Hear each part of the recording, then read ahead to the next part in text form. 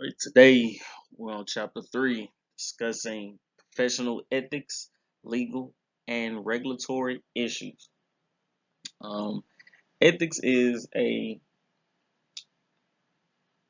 semi complex um, topic, in my opinion. It's fairly simple, but there's a very minute fine line between things, and it can be easy to overstep and find yourself out of compliance and breaking the law fairly easy when it comes to ethics. Ethics is the competing conception of the good, and just essentially like how things are perceived. That's why I say it's easy for you to overstep and find yourself in out of compliance with things. And we'll talk about that more as we go on. But like as we talk about this, I want to put a question on your mind going forward as it pertains to ethics. Would you steal bread to feed your starving family? Would you steal bread to feed your starving family? I just want you guys to keep that in the back of your mind as we go through this. Upon completion of this chapter, you will be able to define the basic ethic in legal terms and explain how they differentiate ethics and bioethics, describe types of consent used in healthcare settings, including informed consent and implied consent, describe how to avoid litigation as it relates to blood collections, define the standard of care from a legal and a healthcare provider's perspective, identify key elements of the health insurance Portability and Accountability Act, list key factors common to health professionals' liability insurance policies, list common issues in lawsuits against healthcare providers and prevention tips to avoid lawsuits in phlebotomy, explain the term liability and what it means for healthcare workers. All right.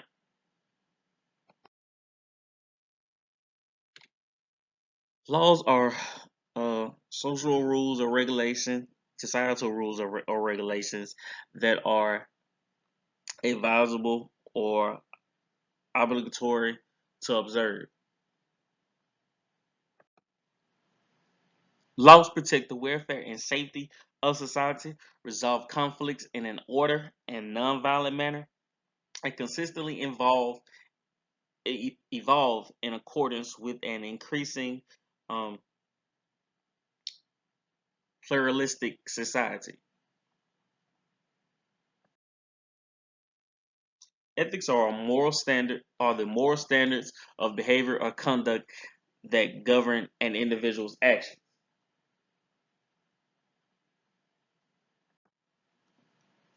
Bioethics, bio refers to life, are the moral issues or problems that have resulted because of modern medicine, clinical research, and or technology.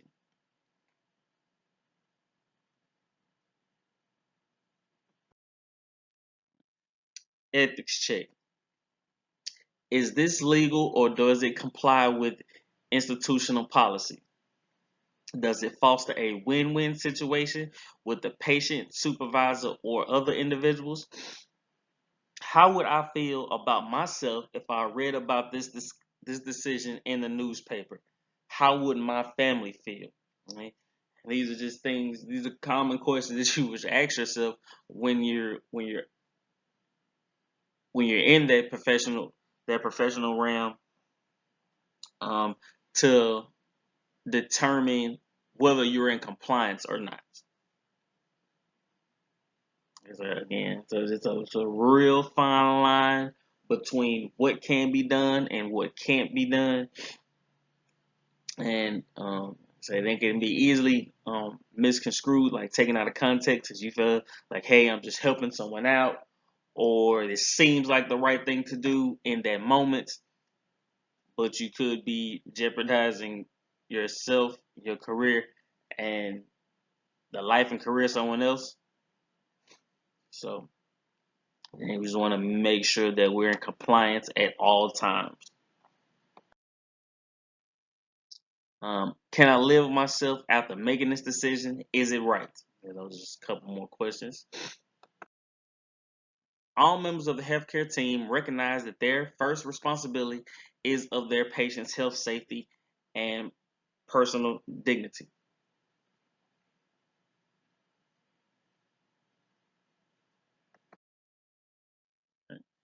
American Hospital Association, Patients Bill of Rights, the latest revision which took place in 2003, entitled Patient Care Partnership.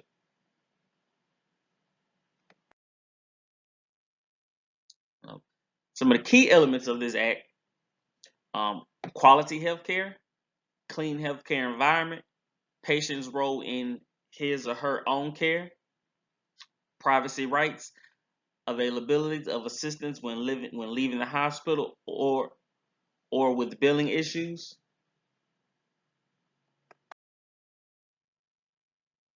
national patient safety goals, identify patients correctly, improve staff communication, and prevent infections. All right, so it's going back, just thinking about the quality of healthcare. These are all things that were put into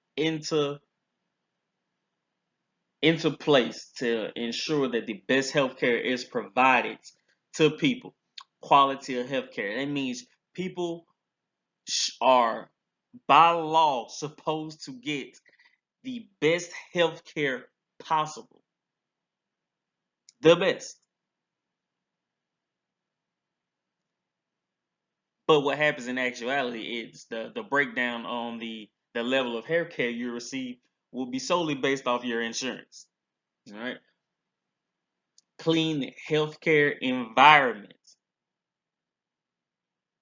If you have an infection or you're sick because you came into contact with something dirty, what sense would it make to be treated in a area that is dirty?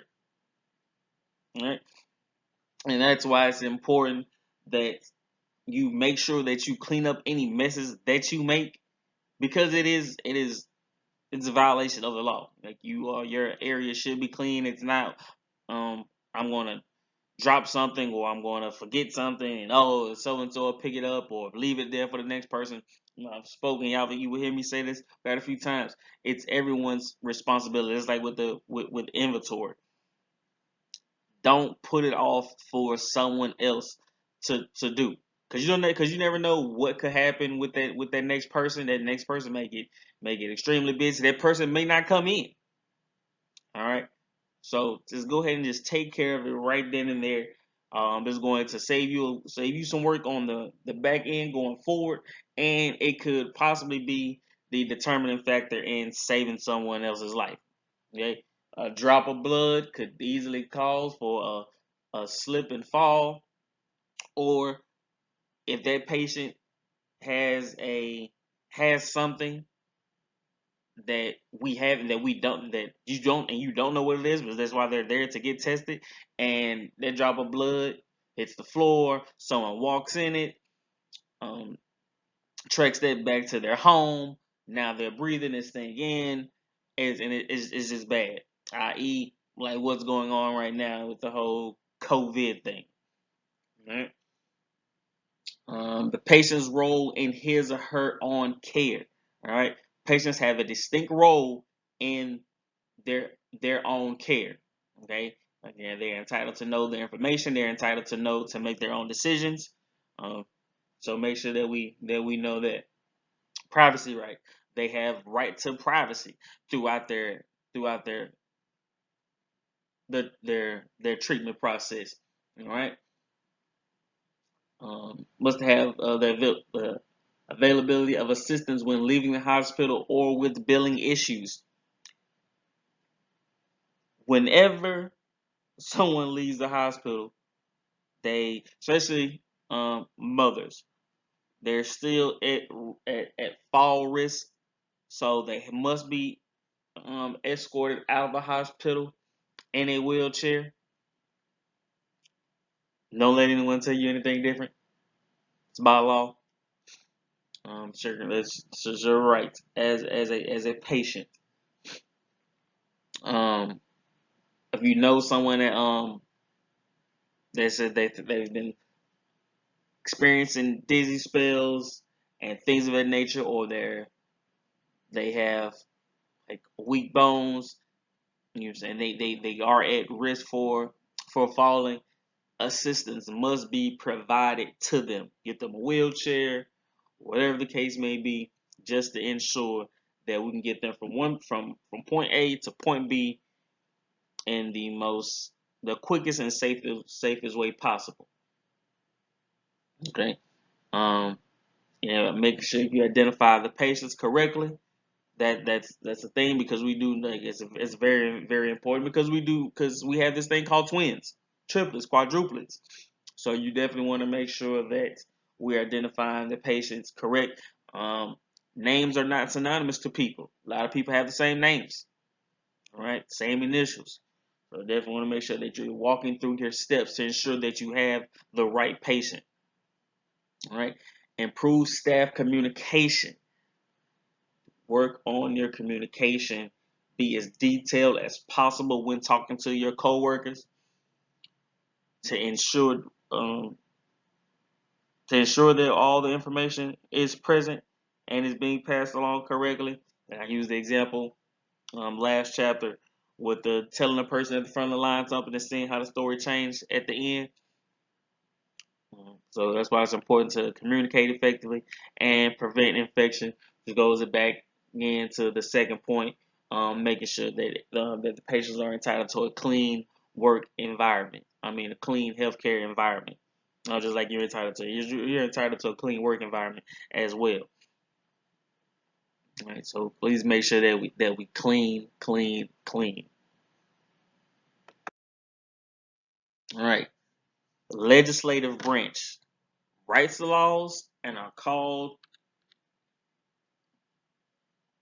uh, called statutes and are made at the federal, state, and county levels.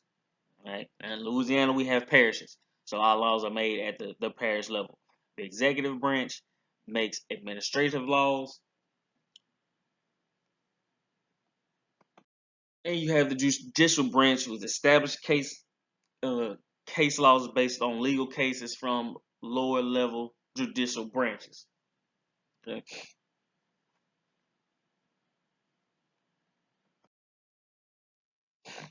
The laws governing medicine and medical ethics complement and overlap one another, and that's done just to make sure that the goal of overlapping and having them complement each other is to make it as airtight as possible. But that doesn't always work out like that. I didn't get a chance. I deviated earlier when talking about the rights to the billing and things of that nature. Um, People will hide things, especially like when it comes to billing. You know, if you go to the doctor, they will charge you somewhere up to like $50 to $100 for like a band-aid. And one way to get around that is when you're finished, when you leave, and especially if you have to pay for your visit, ask for an itemized copy of your itemized detailed report of your visit, and that'll cut things down in half. They won't put that $500 that $100 band-aid on there, because they don't want you to know that they're getting over on you. Because billing, that's how the healthcare facility makes its money. All right.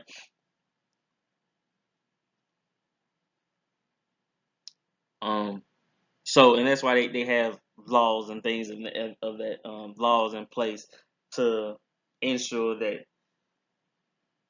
that they're covered on their end in the event that something comes up and they have been deemed to be out of compliance with things.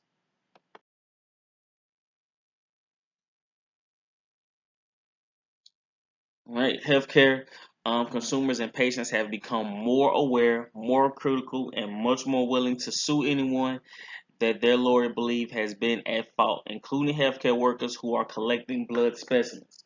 All right, it's very, very, very, very true. Um, Again, once upon a time, there wasn't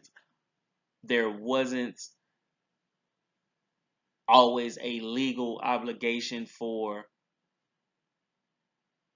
people to require that all their workers be certified. Right? And it's becoming more and more of a big deal and a bigger requirement for people to be certified and have the proper certification when working certain jobs for this particular reason.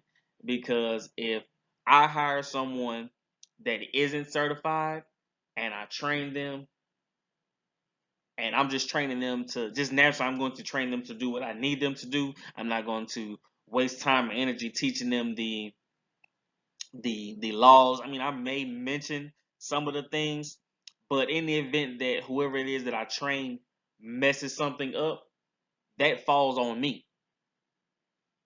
Okay, because they're operating under my guidance and supervision, under my license. Versus on the opposite end of that, if I hire someone that is certified, has went to school for this, and something happens, hey, that's on them. Okay, you went to school for this. You're certified. You have legal documentation stating that, hey, I know what I'm doing, and if you mess up, that's on you. Right? Your certifications, diplomas, degrees, those are legal documents. Okay, because they are signed by um like government and lawmakers. Right, negligence is a violation of a duty to exercise responsible skill and care in performing a task. And that's just to elaborate on that is, oh, I'm not going to that whole it's not my job mentality. That's considered negligence, and that is a fireable offense. The following factors may be considered in aligned negligence, in alleged negligence cases: duty, breach of duty, and forcibility.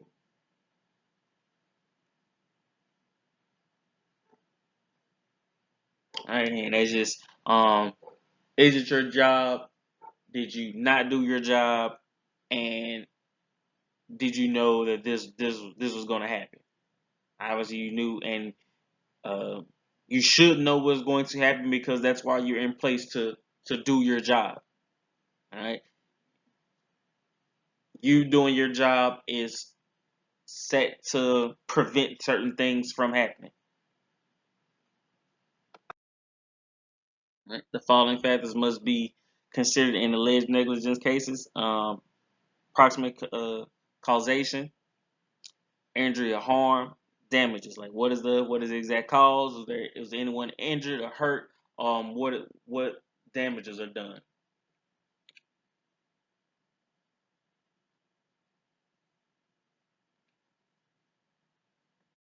Right. Malpractice, improper or unskillful care of a patient by a member of the healthcare team. Right. Any professional misconduct or unreasonable lack of skill. Right.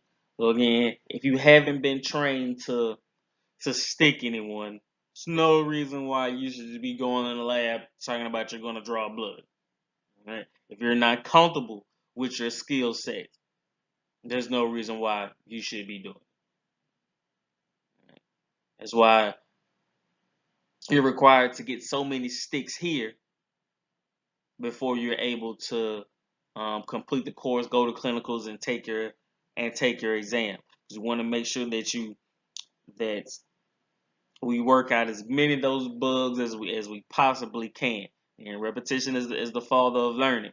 So the more you do something, the more comfortable you're going to be with doing it. It's to be easier for you to recall, um, to ensure that you are you're doing what it is that you're supposed to be doing. All right. HIPAA created legal requirements for protection, security, and appropriate sharing of patients' personal health information. Use of electronic transfer of patients' medical information is a major part of HIPAA, and that's because, as we talked about in the previous chapter, the best way to communicate is through um, electronics, because the information can be documented right then and there, and you have to decipher trying to read someone's handwriting. Okay, as on a tablet or a computer or something in the net, you're typing it in right there on the spot. We're verifying everything, and so there's less error, because the requisition it'll already be there at the lab. You don't have to worry about it getting lost in paperwork or something happening to it on its way to the lab. So that's why it's the best preferred method of communication, and that's why it's considered a major part. All right, here um, we see a guy working on a computer, typing in information electronically to be sent off somewhere.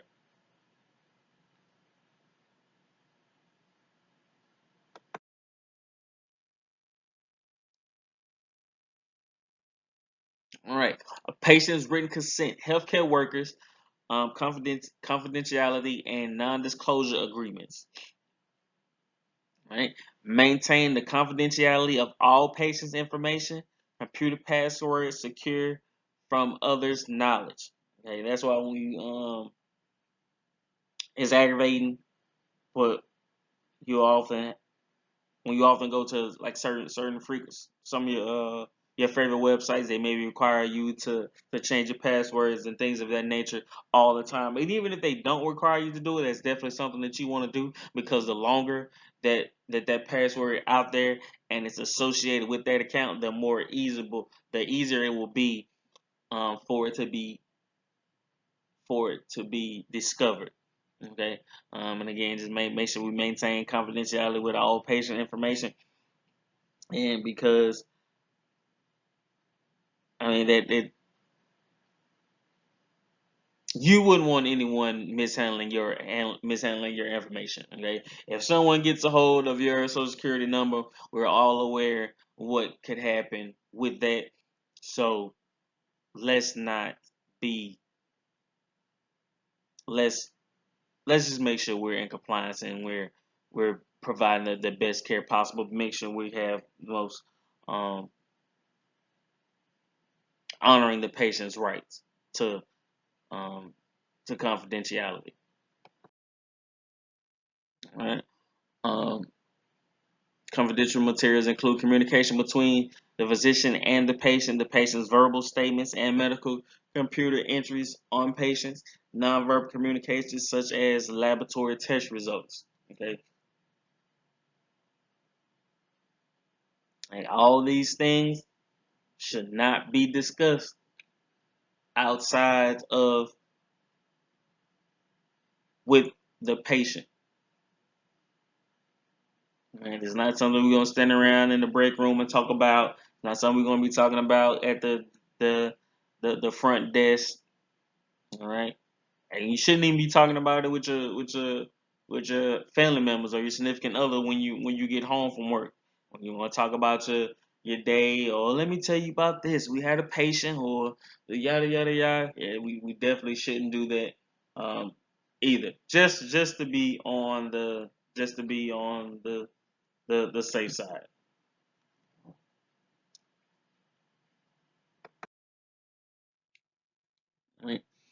State law regarding confidentiality and HIV status varies from state to state. Right? We know HIV is the virus that can turn into AIDS. All right, and whether it is a serious thing, and different places have different regulations and guidelines put in place for this. Some places may require that HIV patients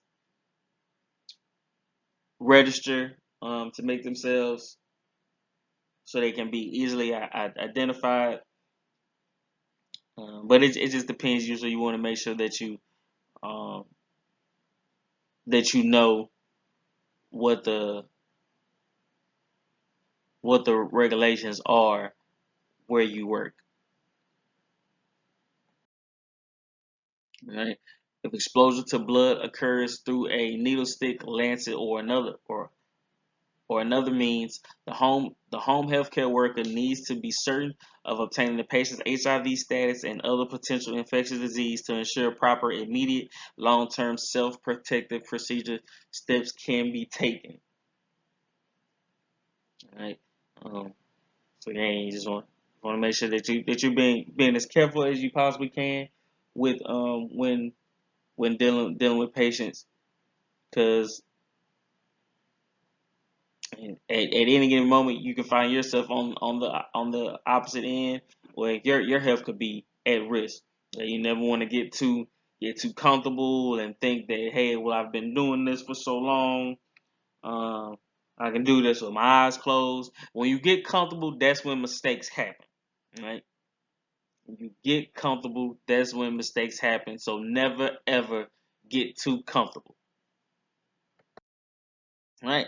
If employed by a healthcare facility, the healthcare workers should follow the guidelines established by the facility. If healthcare workers is self-employed, it is important to monitor his or her own HIV and infectious disease status. Counseling should be sought. Right? Because in the event that you come in contact with the HIV, again, the HIV is just a virus. You can't live with that. Um, they've made some pretty unique advancements with that, which I believe started like 2003 maybe, when the AIDS cocktail came into play. So people um, are able to live functioning lives with the HIV virus. However, at any moment in time, your health can a person with HIV, health can take a turn for the worst, and HIV could develop into AIDS. So because you just never know, and especially because it reacts different to everyone's body, because everyone's body is different. Because you don't know how your body is going to react to the virus, that could mess with you on a mental level. So it is encouraged to seek counseling in the event that you do come in contact with it, um, definitely unexpectedly. All healthcare workers must conform to specific standard of care to protect patients.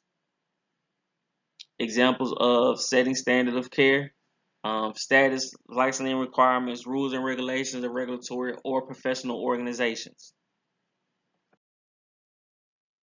Voluntary permission given by a patient to allow touching, examination, and or treatment of healthcare providers requires signature of approval.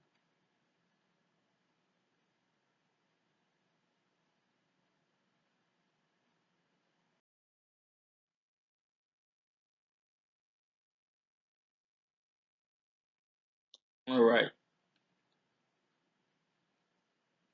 This here is just an example of the informed consent document to perform surgery, um, sedation, and other medical procedures such as blood collection. And it's just the patient would just have to sign this to stating that they give you permission to do this.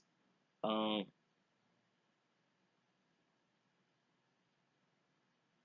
just to make sure that they're in compliance, stating that they are of sound mind and body and are aware of what is about to take place.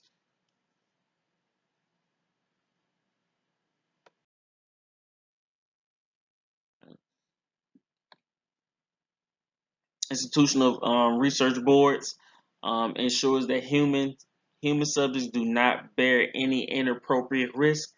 Um, must have consent documentation. All right, and that's what we see here um, with the nurse going over the procedure with the patient.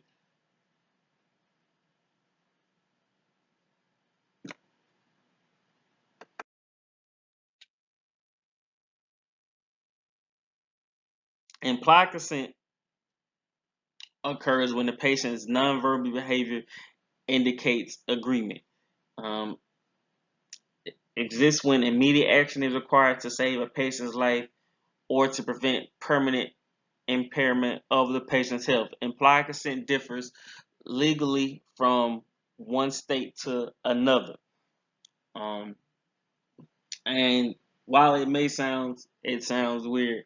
Again, you just want to make sure you will definitely want to make sure that you know the rules and regulations based on where you where you live and where you work. And again, um,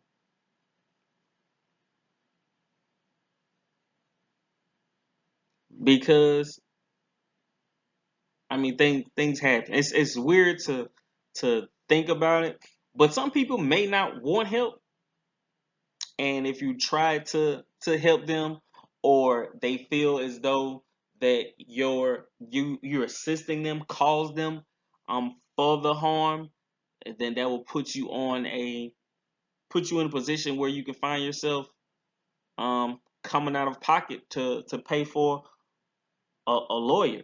All right. So you just want to make sure that we are mindful of that.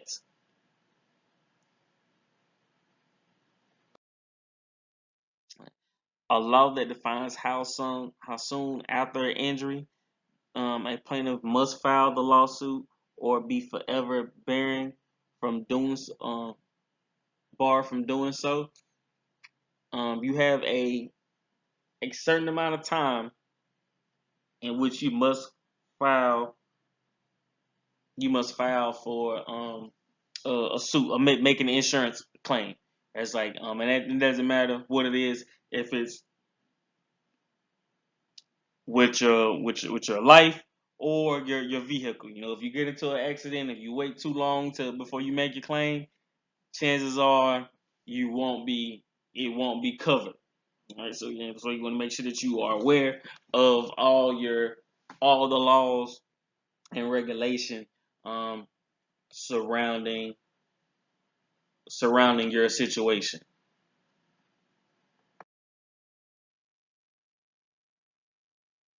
All right, it shows here you see plaintiff and defendant um, in the courtroom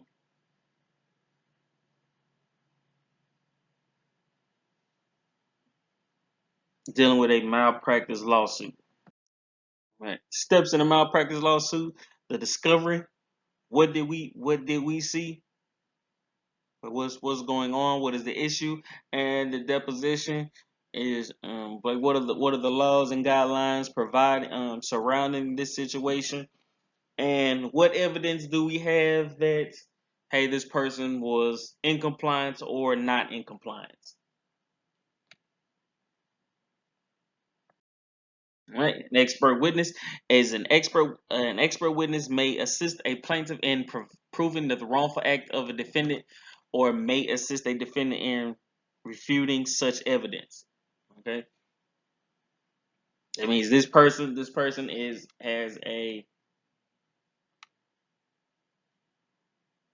has much insight on what happened in regards to to the situation. All right, evidence: complete, relevant, and important.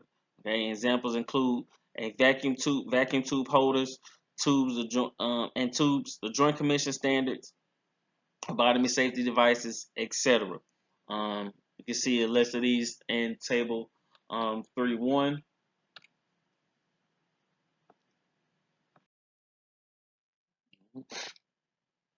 Respond to superior, let the master answer. Legal doctrine that holds employers responsible for acts of their employees within the scope of employment relationships. Okay. Um,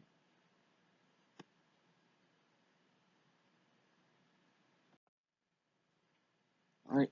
Indemnification. It's compensation for the financial loss suffered by the Employees Act.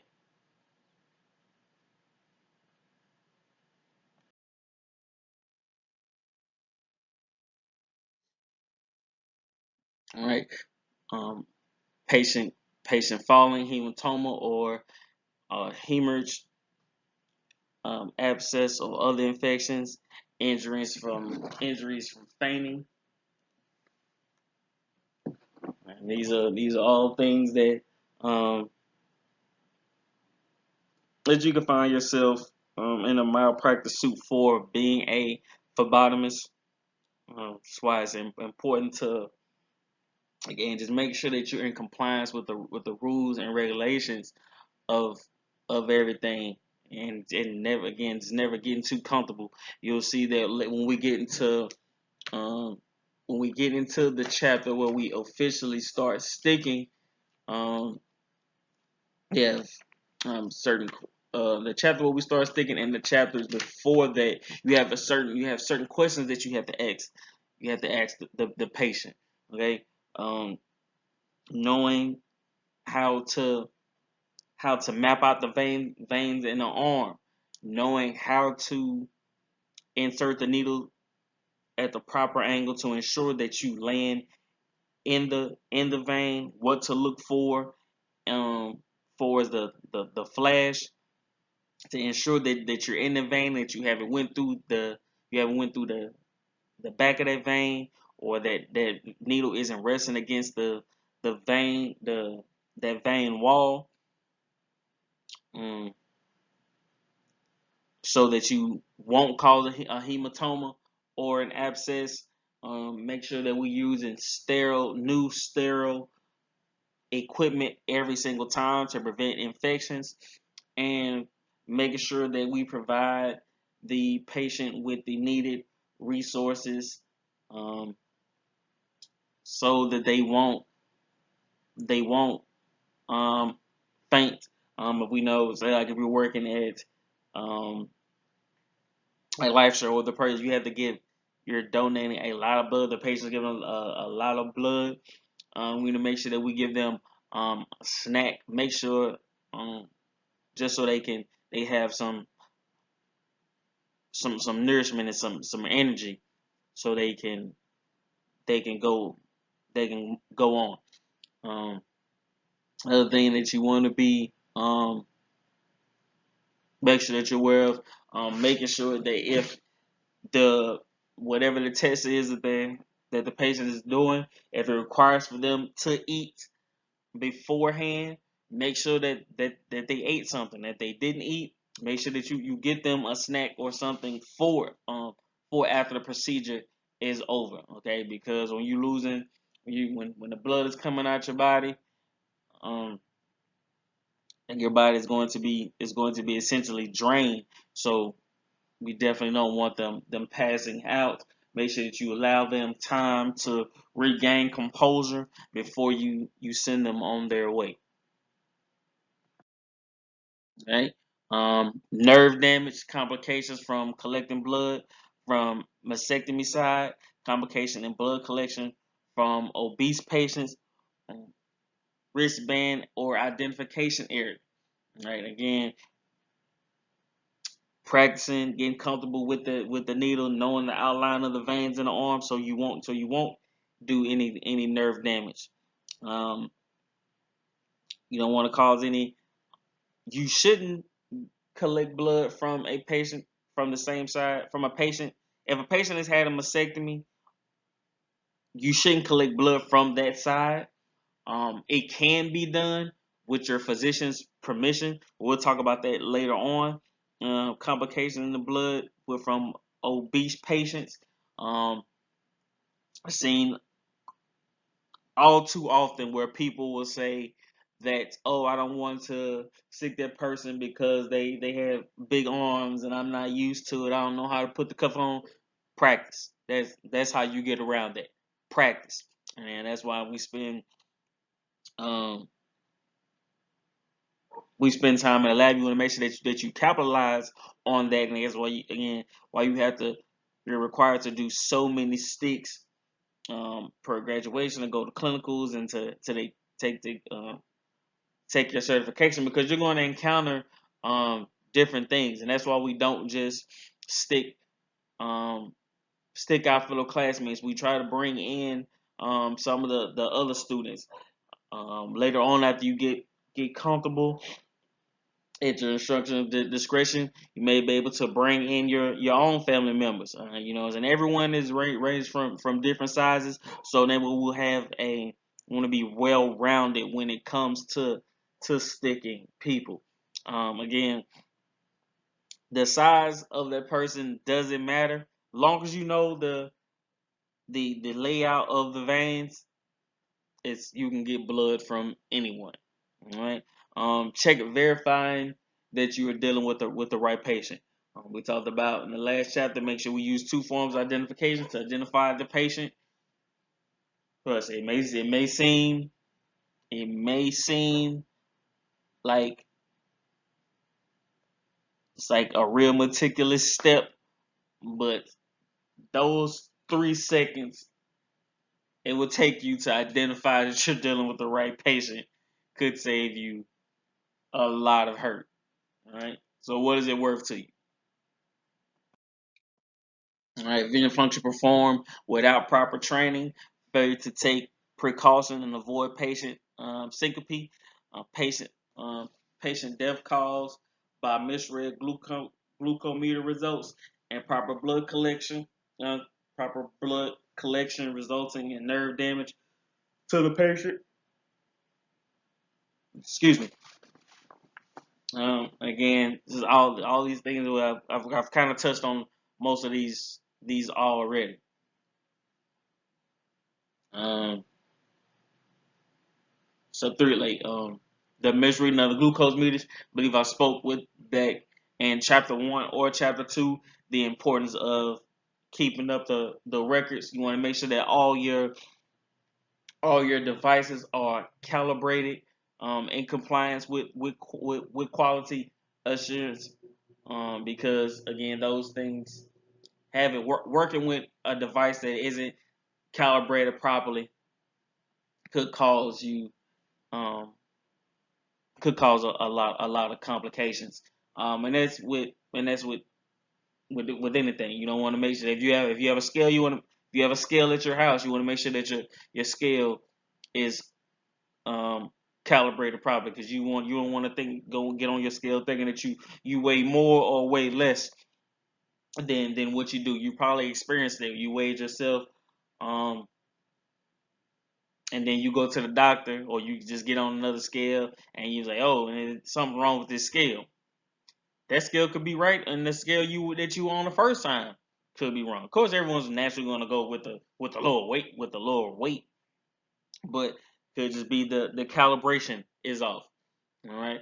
Um, Same thing with on a from a more legal standpoint. If you find yourself in any situation where you're being accused of driving while under the influence, you don't have to take a breathalyzer test, because you don't know when last time that machine was calibrated. It could show that you are wasted, wasted, and you may not have had that much to drink. So be mindful when we're working with these devices. And again, even on a smaller scale. So it's important that you keep your phone updated, because if your phone isn't updated, then it's not going to work properly. So it's calibrations, just making sure everything is up to date and working the way it's supposed to. A healthcare worker must demonstrate causal connection between his or her HIV infection and his or her employment. Include having a documented incident report at the healthcare facility involving a needle stick injury and puncture wound and other exposure to HIV contaminated blood or body fluids. Yeah, you must have a paper trail. We just talked about a little earlier, a couple slides ago, about evidence and depositions. So you would definitely want to make sure that you have a paper trail indicating that, hey, that you did follow all the guidelines, because skipping any of those steps, is going to cause you a bunch of trouble. The healthcare worker's lifestyle will be investigated to determine whether the exposure occurs elsewhere. Pre-employment health evaluations are used. Employers are legally responsible for monitoring post-exposure follow-up. Right? I was just saying is that just to be sure that everything is on the up and up, as if you're trying to if you're seeking compensation in a lawsuit, because they're going to invade every aspect of your life. They want to know what your health was like before this incident happened, um, just to ensure that you don't have any underlying health conditions, or anything else, or any other factors could have played a part in you being in the situation that you're in now. And in the event that, say you do suffer a needle stick and you with a patient that is noted to have the HIV virus, it is their employer. If their employer keeps you on staff, it is their responsibility to um, keep you keep to continuously monitor your health throughout the time that you're there. Right? Often the healthcare staff in the hospital or clinical laboratory, as part of the professional liability insurance policy, increase legal exposure for allied health and nursing professionals. Right? Examine need for personal professional liability insurance. Does the employer carry liability insurance? Is adequate dollar value coverage provided? Coverage limitation, and these are things that you'll be looking for when you're looking for a job, because especially if you're working full time and that should come with benefits, these are things that you need to be mindful of, all right, in case something happens. All right. um, Procedures must be followed by policy and coverage. Lawyers' best interest at heart is a job change expected soon. Specimen collecting provided off-site or the patient's homes. All right. CLIA regulations require the quality and accuracy of laboratory testing. Essentially applies to every clinical laboratory testing facility in the United States and requires laboratory certification by the federal government. Um, for moderate complexity, complex or high complex testing, the inspection considers all procedural steps in the laboratory testing, pre-analytical, analytical, and post-analytical. Okay, clear. Wave tests are the easiest to form and least susceptible to error.